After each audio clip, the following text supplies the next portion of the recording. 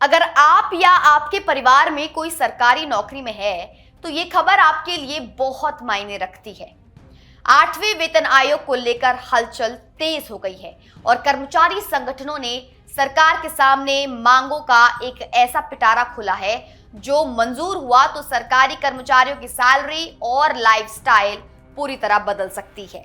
आइए जानते हैं इस नए मेमोरेंडम की उन बड़ी बातों को जो आपकी जेब पर सीधा असर डालेगी। सबसे बड़ी और चौंकाने वाली मांग है न्यूनतम बेसिक सैलरी को लेकर। नेशनल काउंसिल जेसीएम ने प्रस्ताव रखा है कि न्यूनतम मूल वेतन को बढ़ाकर सीधे 69,000 रुपए कर दिया जाए।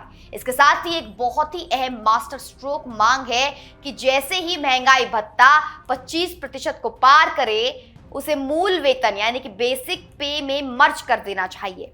फिलहाल डीए 60% पर है और अगर ये मांग मानी जाती है तो वेतन और पेंशन का आधार हमेशा के लिए बढ़ जाएगा, जिसका फायदा एचआरए और ग्रेच्युटी जैसे अन्य लाभों में भी मिलेगा। भत्तों यानी अलाउंसेस में भारी बढ़ोतरी का प्रस्ताव भी है। कर्मचारी संगठनों का तर्क है कि बाजार में महंगाई सरकारी आंकड़ों से कहीं ज्यादा है, इसलिए उन्होंने कई प्रमुख भत्तों को 3 गुना करने की मांग की है।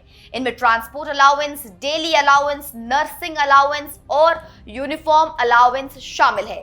साथ ही बच्चों की शिक्षा के लिए मिलने वाले अलाउंस यानी सीईए को बढ़ाकर 10,000 रुपए प्रति महीना करने का सुझाव भी दिया गया है। एचआरए और शहरों का जो नया गणित है उसके बारे में अगर हम बात करें तो बढ़ते रेंट को देखते हुए हाउस रेंट अलाउंस एचआरए में भी बड़े प्रस्ताव, यहाँ पर बदलाव के प्रस्ताव रखे गए हैं। पहला ये कि एक्स कैटेगरी के जो शहर है यानी कि बड़े महानगर है उनमें बेसिक का 40% और वाई कैटेगरी के शहर के लिए 35%, जेड कैटेगरी के शहर के लिए 30% यहां पर किया जाए। खास बात यह है कि पेंशन भोगियों के लिए भी एचआरए की मांग की गई है ताकि रिटायरमेंट के बाद भी रहने का खर्च बोझ ना बने। हवाई यात्रा और अन्य सुविधाओं के बारे में बात की जाए तो काम के बढ़ते दबाव और ट्रैवलिंग की दिक्कतों को देखते हुए एक दिलचस्प मांग ये रखी गई है कि ड्यूटी के दौरान सभी कर्मचारियों को हवाई यात्रा और रोड ट्रैवल के लिए एसी टैक्सी की अनुमति दी जाए। इसके पीछे तर्क ये है कि आखिरी वक्त पर ट्रेन में रिजर्वेशन मिलना मुश्किल होता है, जिससे सरकारी काम में देरी होती है। इसके अलावा जोखिम भरे कामों जैसे रेलवे, रक्षा, सफाई में लगे कर्मचारियों के लिए कम से कम 10,000 रुपए प्रति माह रिस्क अलाउंस की भी मांग की गई है।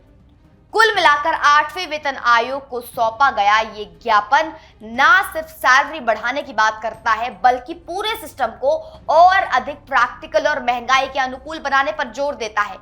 14 अप्रैल 2026 को सौंपे गए इस मेमोरेंडम पर अब सरकार का क्या रुख रहता है, इस पर देश भर के करोड़ों कर्मचारियों और पेंशनर्स की निगाहें टिकी हुई है। क्या आपको लगता है कि 69,000 रुपए की न्यूनतम सैलरी का प्रस्ताव जमीन पर उतर पाएगा? अपनी राय हमें कमेंट में जरूर बताएं।